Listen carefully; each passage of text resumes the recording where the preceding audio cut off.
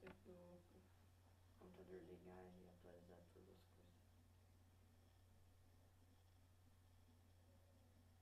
Vê se eles estão vendo. Vocês estão conseguindo ver os slides? Não, Não. por enquanto não.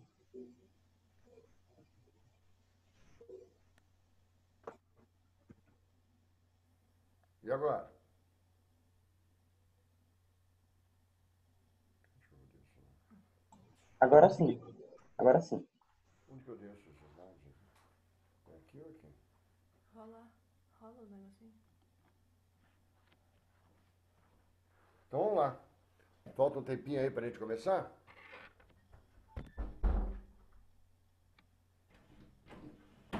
Falta? Ninguém vai falar nada? Tem alguma novidade aí, Rodrigo? Falta 3 minutos. Então tá bom. Conta alguma novidade boa aí. O que você está assistindo lá no Netflix que você gosta? Nem tem Netflix. É mesmo? E você, Eduardo? Parabéns, É que Rodrigo. eu praticamente não assisto filme. Eu acho bem entediante. O que você faz? É surpreendente que o Rodrigo não se interessa por esse tipo de coisa. Mas o que o Rodrigo gosta de fazer, Rodrigo? Em geral, jogos, programação. É, basicamente isso. Você gosta Isso de jogos? tipo. Jogos de computador? Desculpa, Eduardo. Não. Eventualmente eu jogo alguma coisa, ou eu pesquiso alguma coisa. Muito bom. E o Eduardo, o que você É. gosta, Eduardo? Normal. Nada. Jogar videogame às vezes, é um filme, Você sabe que não muita videogame coisa. eu não tenho paciência, não. Então vocês não assistem essas séries da Netflix, nada? Eu sou mais de filme, mas eu gosto de ver Netflix às vezes. É. E você, Giovana, vê?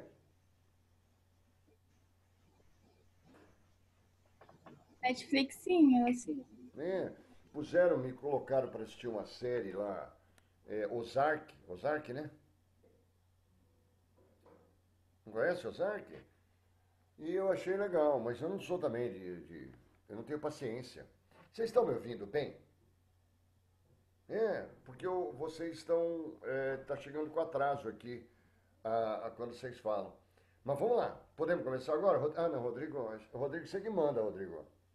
Fiquei sabendo que ontem vocês vieram todos assim bonitões, é verdade o negócio? Hum? Vocês vieram. Como Ah, não, assim? foram vocês que vieram de gala, bem vestidos? Não. Ah, não foram, não foram. Puxa vida, eu falei, pô, que legal. Escuta, tem mais gente Mas a aparecendo aí? gente, Ah, mas a gente geralmente faz isso na aula de história. por quê? Só fica bonito na aula de história, por quê? Virou meio que um ritual importante O toda professor quarta-feira tá usa de volta gravata às social. vezes. O professor usa gravata às vezes, então a gente usa também. Ah, é? Tá bom. E na minha vocês vêm como? De pijama, né? Tá certo. Rodrigo, você que manda aí, quando puder começar, você fala, tá? Eu Pode fiz começar. aí, pode, moçada, eu fiz eu quero mostrar para vocês os exercíciozinhos, eu tinha separado aqui, eram uns exercícios que eu quero mostrar a respeito do que a gente estava falando nos últimos tempos nossos, né? Só que eu não sei mais onde eu pus aqueles exercícios que eu quero fazer, mas eu sei que estão na tela aí. Mas eu estava falando para vocês, assim, nós estávamos falando de urbanização, não sei se vocês se recordam, e eu teria falado para vocês assim, ó, no caso da sociologia, a urbanização, ela está vinculada mais a uma ideia de uma cultura urbana, né? Uma cultura urbana, porque dentro de um processo de urbanização cada vez mais intenso, né?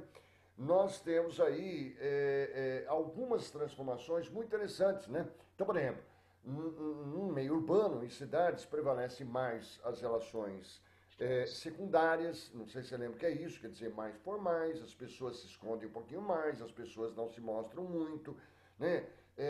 Enquanto, por exemplo, no meio rural, é tudo muito mais primário, tudo menos formal, mais informal, as pessoas ficam muito mais à vontade, são muito mais espontâneas, né? Eu não sei se vocês já ouviram falar, próprio da urbanização, como prevalece muito a solidão.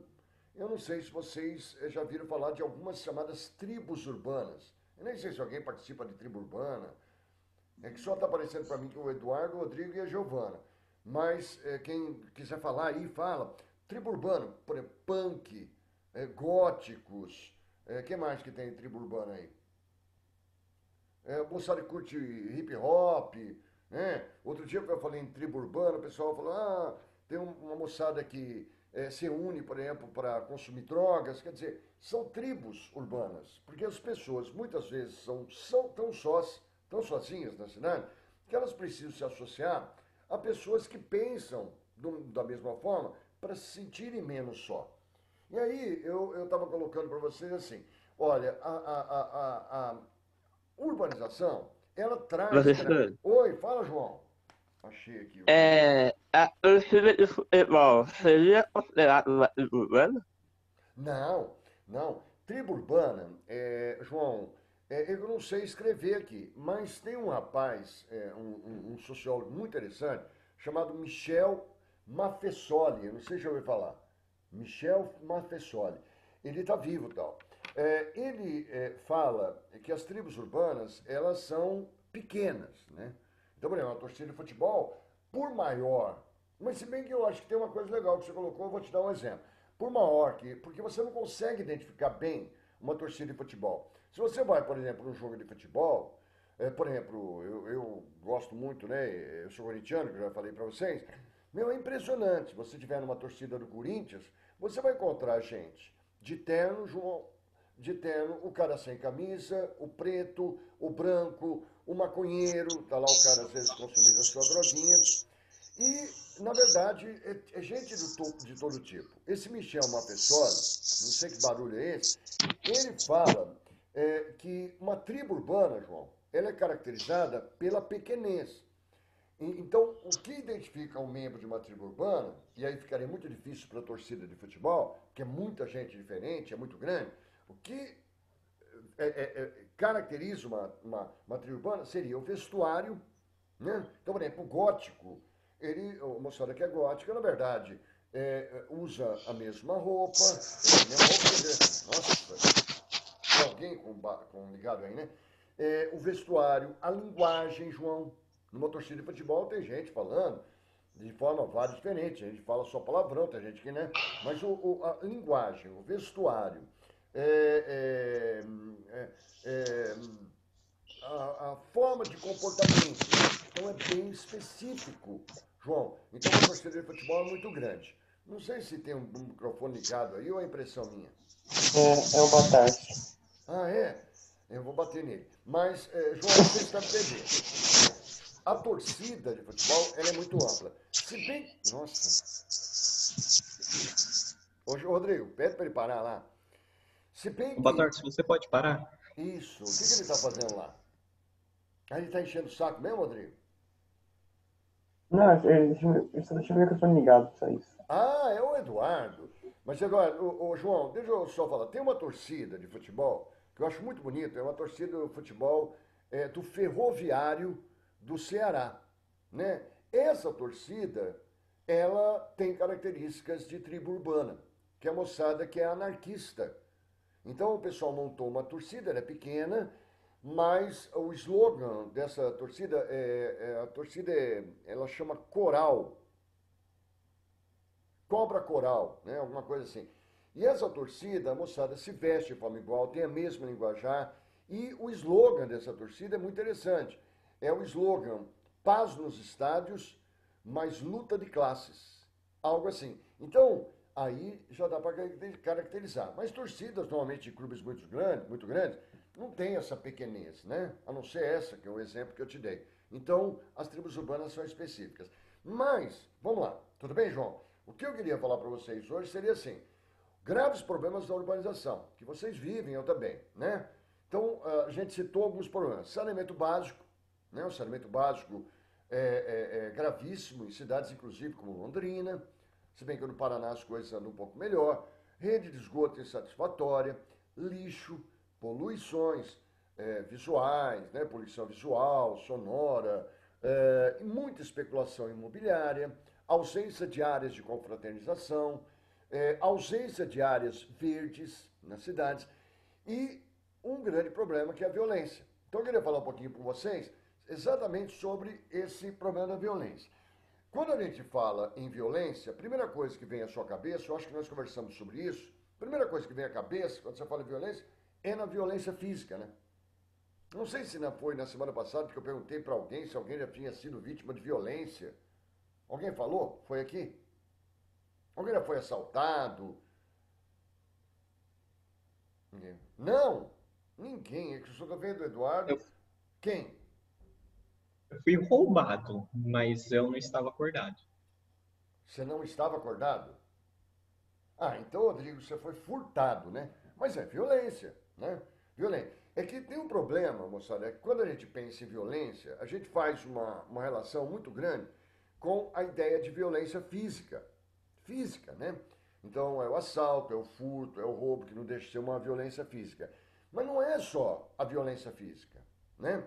Nós temos que imaginar em outros tipos de violência que são tão graves quanto a física, só que não são tão aparentes. Por exemplo, tem um tipo de violência, além da violência física, que é a violência simbólica. Essa violência grave, que ela se dá pelo convencimento. Ó, estou batendo papo com você. Com a persuasão. Poder de convencimento da pessoa. Por exemplo, nós estamos numa época de eleição, né? Então você vai, não sei se alguém já vota e tal. E nessa época de eleição, o candidato mal intencionado, muitas vezes ele procura convencer determinado eleitor para votar nele, mas depois, quando ele assume o mandato, se ele ganhar a eleição, ele vai defender os interesses de grupos dele ou mesmo interesses pessoais. Então, esse tipo de violência é um tipo de violência e é grave. Quer dizer, a persuasão, é o convencimento. Isso era muito, você estava falando de história aí, você estava falando lá da quarta-feira que vocês vão de terno para aula, de gravata, etc. É muito interessante porque, por exemplo, na época do coronelismo, que o professor fala para vocês, ali era um tipo de violência, de persuasão, de convencimento, vota em mim, eu vou te favorecer, mas na verdade o cara estava buscando interesses pessoais. Então, a violência não é só física, ela é também uma violência que a gente chama de simbólica. E pode ser, por exemplo, um tipo de violência, é duro você não saber para onde, não ter para só olhar, né? Mas um tipo de violência passiva. Isso acontece muito, moçada. A violência passiva acontece muito em cidades. Ela se dá, a passiva, pela falta de prevenção. Então, por exemplo, todo mundo sabe que em janeiro, no Rio de Janeiro, vai chover e vai chover muito. Agora, ninguém toma providências para tirar as pessoas de áreas de risco, por exemplo, em costas de morro. Esse é um tipo de violência gravíssima, né? Quer dizer, quando eu falo passiva, não há prevenção. Você sabe, por exemplo, que, por exemplo, você não poderia construir determinadas moradias em determinados locais, como, por exemplo, fundo de vale, né? Ou mesmo em costa de morro, que eu falei. Aí, lá no Rio de Janeiro, que eu falei, você lembra? O pessoal erguendo prédios em áreas onde o solo não é apropriado. E a prefeitura não fazendo nada. Quer dizer, é um tipo de violência passiva. Então não é só a física. Nós temos a violência simbólica da persuasão e a passiva. E temos também um outro tipo de violência, que é a violência branca, que é própria de cidade. É quando você não pode atribuir culpa a alguém. Então, é muito comum, por exemplo, na cidade, a gente está vendo o morador de rua numa situação precária, e a única coisa que a gente faz muitas vezes é, tadinho, né? Coitado, ou dar uma esmolinha para a consciência ficar, né, menos pesada. Ou então, por exemplo, aquele cara que está faminto, né, pedindo alguma coisa para comer, e de repente a gente passa reto e fala assim, poxa, o problema não é meu. Nós também temos culpa. Então, nós temos, na verdade, também, muitos de nós, essa violência, essa que a gente chama de violência branca. Então, a física, a branca, a simbólica, a passiva, eu acho que eu não sei se repetir, são tipos de violência. Bom, vamos lá, moçada. Então, eu coloquei aqui que a violência, ela se manifesta, ó, pelo uso da força. Tem um autor, o João que gosta de falar desses autores, o Weber. Lembra dele, João? O Max Weber. O Max Weber, ele fala... Lembra, né? Ô, João, ele fala, o Max Weber, que nós temos apenas o Estado, em constituição social, o Estado tem a legítima possibilidade de usar a violência. Porque ele detém as forças armadas e tal, né, para manter ordem ou coisa do tipo. Agora, a violência não se manifesta só pelo Estado. É uma coisa muito legal, eu estava perguntando aí pro Rodrigo, pro Eduardo, pra Giovana, a Beatriz aí. Estamos batendo papo, tá?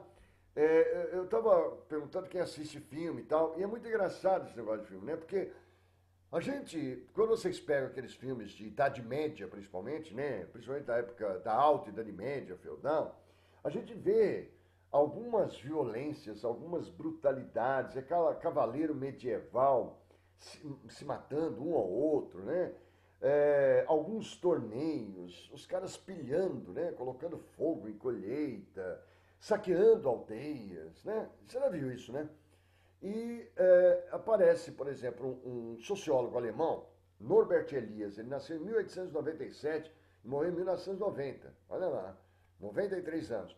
E o Norbert Elias, ele fala uma coisa interessante. Ele fala que a sociedade ocidental, nossa sociedade ocidental, ela passou por um processo de civilização dos costumes a partir, principalmente, do Renascimento. Olha lá, voltando a falar de história. Pega aí, século XIII, principalmente XIV, XV, XVI, na época do Michelangelo, Leonardo da Vinci, e tanto Boccaccio, etc. No Renascimento, ele diz que o homem passou por um processo civilizatório interessante. Só a partir dali ele começou a sentar à mesa, né? a tossir e colocar a mão na boca, a tomar algumas atitudes de autocontrole que até então nós não tínhamos. Então a barbárie, ela passou a ser controlada. Mas mesmo assim, nesse processo civilizatório, nós tivemos no século XX, e aí eu vou no professor de filosofia de vocês, eu acho que você vai falar da Hannah Arendt. Hannah Arendt, uma judia, ela faz uma análise muito interessante, que apesar do Norbert Elias falar que nós entramos no processo civilizatório, nós encontramos barbaridades no século XX, que é um século para ser esquecido, né? Se você for imaginar Primeira Guerra Mundial, se você for imaginar as ações de estados fascistas como o fascismo italiano, o nazismo alemão, o salazarismo, o franquismo da Espanha, com campos de concentração, com torturas, é uma coisa que nunca foi imaginado. Então, quer dizer, olha como nós temos retrocesso. Quer dizer, até lá, a Idade Média, um bando de louco, né? Bárbaros. De repente ganhamos o processo civilizatório, mas nós temos atitudes absurdas de forma violência. Como, por exemplo, no século XX, quando você pensa lá, Primeira Guerra, que eu falei, o Entre Guerras, a Segunda Guerra, a Guerra Fria, percebe? E até hoje, com atentados terroristas. Mas vamos lá. Então, aqui vai falar, por exemplo, que a urbanização acelerada, já vou fechar, não sei que horas são, que eu vou falando e você vai dormindo. Já sei. A violência, ela tem um históricozinho, a escravidão, moçada. Pô, meu, que coisa mais ridícula e violenta que a escravidão? 300 anos de escravidão só no Brasil. Absurdo. Agora, a violência, ela se acelerou muito com o processo de urbanização, né? Isso desorganizando as cidades. Por quê, moçada? Porque, quando eu falo, por exemplo, violência física, passiva, branca, simbólica, você pode perceber, por exemplo, que está tudo em cima de um capitalismo desenfreado, aonde vale tudo para você ter, né? E aqui, claro, uma outra forma de violência muito grande, né? Muito dura, principalmente a gente que sofre demais, a corrupção. Agora, geralmente as causas de violência, elas são associadas à ideia de miséria e fome. Não é bem assim. Tem um sociólogo também da escola de Chicago, que eu falei para vocês, que é o Robert King, ele fala muito claramente. Ele fala assim, olha, é impressionante como há uma associação, a gente associa violência com pobreza, violência com atos criminosos. Não é assim. Qual é o pior tipo de violência que nós temos? Violência do crime de colarinho branco. Sabe o que é isso, né, moçada? É aquele cara bem vestido, que se veste muito bem, que fala muito bem, que é um belo deputado e que tem práticas de corrupção. Essa é uma violência dura. Então, as causas de violência não são só associadas à miséria, fome e desemprego, né? Nós temos vários outros tipos de criminalidade. E aqui ele vai falando, por exemplo, de tipos de violência contra a mulher. Pô, nessa pandemia aí, nós tivemos um aumento significativo da violência contra a mulher, contra a criança. O idoso, quem mora com pessoas de mais idade aí, o idoso, por exemplo, por ser considerado aquele que já não tem mais a qualidade, o trabalho, a violência psicológica sobre ele é muito grande, o desprezo, temos que tomar cuidado com isso. A violência sexual, né? Política, psicológica, física, verbal, e assim vai, né? A solução para a questão da violência no Brasil, moçada, só lembrando, essa violência ela está muito mais ligada, se você for ver um mapa da violência no Brasil, aos jovens e principalmente aos jovens pretos. Por que será, né? Porque talvez eles não tenham as mesmas oportunidades. E eu fui fazer algumas questões para vocês, mas eu queria perguntar para vocês, aí eu paro de falar só um pouquinho. Há uma discussão há muitos anos sobre a questão da redução da maioridade penal de 18 para 16 anos. Alguém tem alguma opinião a respeito? Moçada, não precisa ser só a Beatriz, a Giovana, Eduardo, Rodrigo que me aparecem. Abra o microfone, abra o coração, nós estamos juntos aí, meu. Eu me sinto menos só. Aí a sessão não fica tão espírita. Eu perguntei assim, há uma discussão muito grande e há projetos, né, em tramitação e discussão para redução da maioridade penal no Brasil de 18 para 16 anos. Alguém tem alguma opinião? Acha que deve reduzir para 16 anos? Não dá para entender isso, né? Hoje o cara responde por um crime que ele venha a cometer só aos 18 anos. Se ele cometer um crime e não tiver idade de 18 anos, ele vai para o centro de ressocialização, né? Fica 3 meses, mas quando ele completar 18 anos está limpo na sua ficha. Alguém tem uma opinião a respeito da redução da maioridade penal? Acha que deve reduzir? O jovem deve responder pelos seus atos criminosos, se cometê-los, aos 16 e não aos 18? Quem poderia falar comigo? Ninguém tem opinião? Envolve vocês, moçada. Eu vou esperar, não é possível, eles estão dormindo. Alguém tem alguma opinião? Se você fosse fazer uma redação... Não tem. Não tem, Rodrigo? Não. Não. Quais seriam os prós para reduzir de 18 para 16? Vamos lá. Moçada, você concorda comigo? Eu vou dar os prós e os contras e você vê o que você acha. Aí você fala a sua opinião. Por exemplo, muitos argumentam que deve haver uma redução de 18 para 16 anos. Quem argumenta isso, argumenta que não há diferença significativa entre 16 e 18 anos. Não, ou seja, o cara quer falar o seguinte, não há uma transformação radical nas mentalidades humanas de 16 para 18 anos. O cara pensa aos 16, não é o que ele pensa aos 16 que ele só vai pensar de forma mais clara aos 18. Então, para muitos, deveria haver redução, porque não há uma diferença significativa entre 16 e 18 anos, né? Ou seja, aos 16 anos, todos já entendem o que é certo e o que é errado, o que pode e o que não pode fazer, né? Já tem, aos 16 anos, claro, a clareza das características morais da sociedade que ele vive. O cara não precisa chegar aos 18 para entender. Não sei se alguém me entende. Esse é o argumento daqueles que defendem a redução para 16 anos.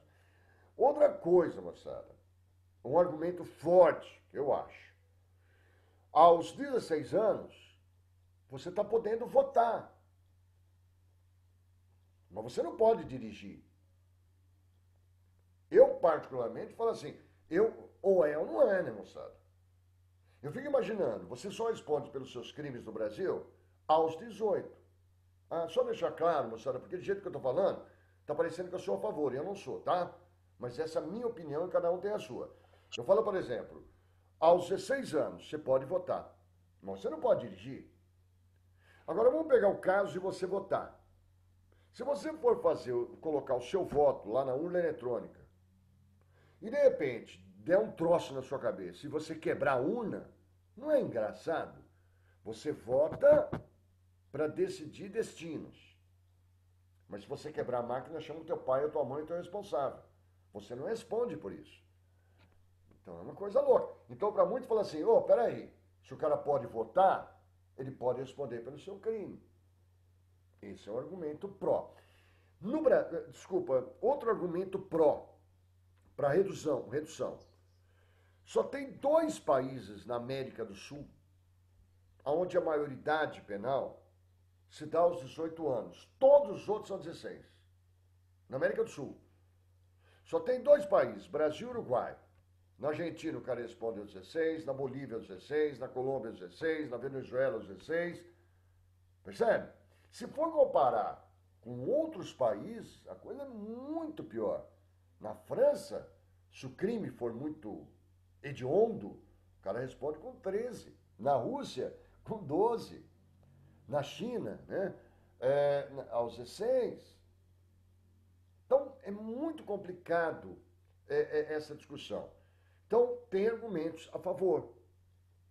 Né? Então, para redução, isso envolve vocês. Vamos pegar aquele exemplo que eu te dei do índio Pataxó lá de Brasília. Lembram que 3 jovens lá, um maior e 2 menores, colocaram fogo no índio Galdino? Alguém lembra disso? Lá em 1987? Os caras livraram o maior, porque o menor assumiu. Então, outro argumento é assim, os caras usam o menor como laranja. Sabe o que é laranja, né, moçada? Sabe, né? Quando o cara se coloca no lugar do criminoso, porque ele sabe que ele é menor e vai ser tudo mais leve. Então, outro argumento positivo. Agora, pró, né? Agora, eu vou para os argumentos contra. Quer dizer, para mim, por exemplo, me pesa, primeiro, a ausência do Estado. O Estado não cuida dos nossos jovens ou de vocês como deveria. Segundo argumento, se você diminuir, ao meu ver, a maioridade penal, é contra, tá? Um argumento contra. Você reduzir 18 para 16, com o sistema prisional, vai acabar nosso tempo, com o sistema prisional que nós temos no Brasil, não sei se alguém entrou numa prisão, se o cara não é bandido, e ele for preso aos 16 anos, o sistema que nós temos, se ele não é bandido, ele vai virar. Percebe? Não sei. Então, ou você arruma esse sistema prisional, ou, na verdade, se o cara não é bandido, aos 16 anos cometeu um crime, 17, ele vai para uma delegacia ou para uma penitenciária, se não é bandido, vai virar. E é muito cedo para isso. Então, não há estrutura de apoio para os jovens. E o outro argumento, que eu acho mais pesado, primeiro da educação e oportunidade, para depois começar a pensar em redução da maioridade. Mas aí, você viu que a gente fez análise de prós e contras. Quem coloca na balança é você. Mas vamos lá, eu vou fazer uns exercíciozinhos com vocês, moçada, só para você ver como é que é. Tudo bem? Alguém pode me responder? Tudo bem. Vocês são demais. Mas vamos lá, olha, moçada, já vi aqui que faltam 8 minutinhos só. Vocês cansaram já, né, moçada? Eu sei que vocês cansaram.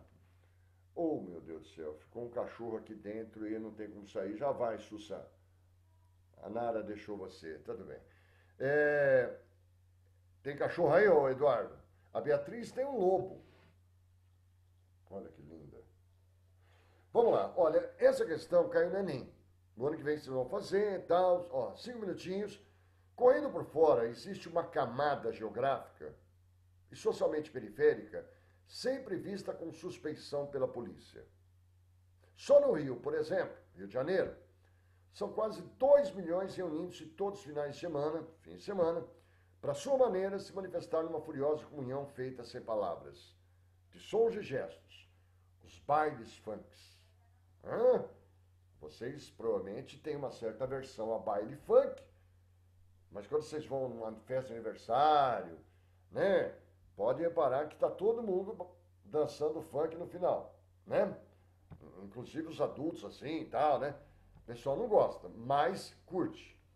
Não se conhece dessas galeras nenhuma manifestação política do tipo convencional. Suas demonstrações ainda não foram devidamente qualificadas. A mais impressionante delas ocorreu no domingo de 92, que é o arrastão. Alguém sabe o que é arrastão? Não! É muito comum no Rio de Janeiro, lá começou, a moçada das favelas, dos morros, a moçada às vezes se reúne, e no domingo, de manhã principalmente, que a praia no Rio de Janeiro tem sol, tá aquela... A moçada desce para arrepiar, como ele vai falar aqui. A moçada desce e vai catando tudo.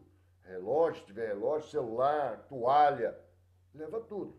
É o arrastão. Há um tempo atrás, era só Rio de Janeiro. Hoje nós temos em São Paulo. Às vezes você está, por exemplo, o João que estava falando de futebol, você está indo para um estádio de futebol, tem um congestionamento, às vezes o cara desce e só vai passando, os cabas perdeu e vai recolhendo dinheiro, carteira, relógio, celular. É um arrastão. Então ele está falando, por exemplo, tem uma moçada lá no Rio que está na dela, com uma tribo urbana, baile funk.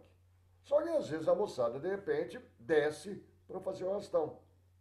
É duro, moçada, é tenebroso. Era tomada do território inimigo. Os bacanas estão na praia, vamos lá arrepiar. Feita de maneira virtual e provisória, meio simbólica. E aí o cara falou, nós só queria arrepiar os bacanas. Por isso que eu estou usando essa palavra. Mostrar que a praia não é só deles. Há um tempo atrás começou essa onda de arrastão, que a gente chamou de rolezinho. Lembra disso? Nos shoppings. Lembra? Agora, o cara tá lá, descendo lá de uma favela, ele comprou lá a camisa, o calção, sei lá, o tênis, né, a saia, mas falsificado, o óculos. Tem gente até que, para parecer bacana, compra um aparelhinho, né, que é vendido, para dizer que o cara tá tendo aparelho nos dentes. Percebe? O cara quer parecer igual, só que ele vai pro shopping, mas ele é preto, pardo. E o linguajar não é da moçada que vai consumir plenamente. Muita gente que vai para shopping fala alto, vocês, tal, mas vocês podem porque você consome, aquele outro é ameaçador. É um tipo de arrastão. Mas, vamos lá. Esse fragmento de texto expressa uma segregação espacial. É muito próprio de cidade, né, moçada? O que é segregação? Separação. Você pode reparar que as cidades têm os bairros chiques, os bairros de periferia, que são segregados. Você tem lá o condomínio fechado, nós falamos outro dia, mas você tem a favela. Então o que é segregação espacial, se te perguntasse? Eu coloquei aqui, ó, é a divisão de setores de uma cidade. Né? Os mais bem colocados economicamente em determinadas posições da cidade, os mais pobres em outra. Bairro rico, bairro pobre, condomínio fechado, favela. Isso é segregação. É centro e periferia, aqui ó. É condomínio e favela. Isso é segregação, é separação. A cidade não é democrática, moçada. E de repente a moçada vem para arrepiar, né? E aí ele fala quais são os fatores responsáveis por essa separação nas cidades. Coloquei aqui, terreno em determinados pontos da cidade, para animais. Por exemplo, moçada, quando eu vim para Londrina, ergueram um shopping, não por causa de mim, claro. Shopping Catuaí. Meu, os caras falaram, pelo amor de Deus, isso é fora da cidade. Só que ele vai, e aí veio os condomínios fechados, aqueles terrenos não valiam nada. Passaram a ser valorizados. Então por que tem essa separação? Terrenos mais valorizados, na área central é um preço, na área periférica é outra, percebe? O cara tem mais grana, o outro tem uma profissão mais bem definida, né? Então isso vai gerando essa segregação. Quem pode, quem não pode, que é o que a gente chama de especulação imobiliária. Eu tenho 3 minutinhos agora. Deixa eu só mostrar para você essa questão, né? Isso daqui a gente já consegue fazer. Ele mostra, ele pede uma alternativa que se aplica à evolução dessa tabela. Olha em 1940 no Brasil, 31,2% nas cidades. 1950, 36,1% da população brasileira nas cidades. 60, 45, 70, 56, 80, 67,5, vai acabar. Ó, não é má educação se acabar. 91, 75, 2010, 84. Hoje nós estamos com 92% da população na área urbana. Percebe? Então, o que demonstra isso? Essa evolução de população urbana? Que o aumento da população é proveniente das altas taxas de natalidade? Queria saber aonde que o cara indicou, o Rodrigo está dizendo não. Onde que tem indicativo de taxa de natalidade aqui? Ele está indicando que o crescimento da população urbana acompanhou o crescimento da população rural? Não, peraí, moçada. Você está aumentando a população urbana, está diminuindo o rural. Até pela tecnologia. Superou a rural. Hã? Tá Superou. falando, superou. Acompanhou, claro. O rural ficou para trás, Rodrigo. As migrações internas, deslocamentos, provocaram em grande parte o crescimento da população urbana. O cara Acho que sim. o cara se desloca no meio rural. Quer ver um problema muito sério no meio rural? Como eu falei, o agronegócio, o avanço tecnológico. O cara não consegue acompanhar o pequeno proprietário, não consegue acompanhar o latifundiário. Ele vende a terra dele e vai para a cidade. Então, eu acho que a C é boa. O aumento decorre da urbanização. Muito mais derivação do crescimento natural. É porque nasce mais gente. Moçada, na cidade nasce menos gente. Não é elevação do crescimento natural. E o aumento da população urbana deu-se em função da transformação das grandes cidades em metrópoles? Não.